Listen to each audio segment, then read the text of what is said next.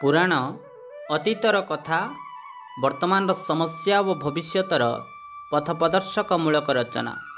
आमे पुराण शुणा को भल पाओ कारण ताहा आम जीवन निर्माण सहित सुस्थ समाज गठन में सहायक होता है।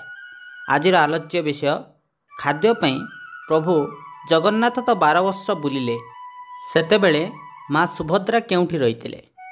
संत बलराम दास पंचसखा जुगर अनन्य साधक प्रभु श्री चैतन्यंकर शिष्य जातिप्रथार उच्छेद पाई नारी को मर्यादा देवाई रचना कले पवित्र लक्ष्मी पुराण, जहाँ अतीत वर्तमान भविष्यतर एक समाधानपूर्ण लेखा।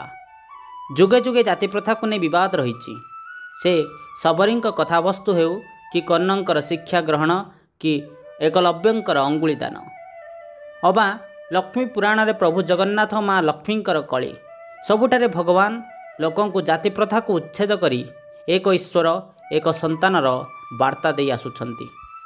दिने बड़ भाई बलिया कथारे माती प्रभु माँ लक्ष्मी को श्रीमंदिर घौड़ाई देले। कथा सेतिकिरे सरी नथिला। आपण माने जानती माँ रागिकी 12 वर्ष 12 द्वार बुलिब अभिशाप देइथिले। मु चंडालुणी अन्न नदेला जाए तुमे सेई भली ही बुलुथुओ बोली कहिथिले। अष्टबेताळंकु लगेई सबु अन्न बही नेले दौड़िया खटरे ठाकुर को गोड़ाई देइथिले। ठाकुर 12 वर्ष बुलिले।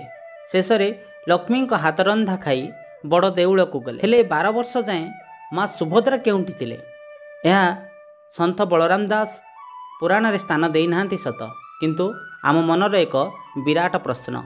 जेतेबेले प्रभु जगन्नाथ माँ लक्ष्मी को निंदा करी घौड़ाई देले सेतेबेले से दरिद्र ही भिक्षा मागिबा को द्वार द्वार होई बुलिले। एही समय रे निज भौणी सुभद्रा को तांको माउसी माँकर निकटरे छाड़ीदेले। नारी निंदा कले नारी अपवाद कले कौन हुए जनसमाज को जणैछंती। जातिभेद दूर करिछंती।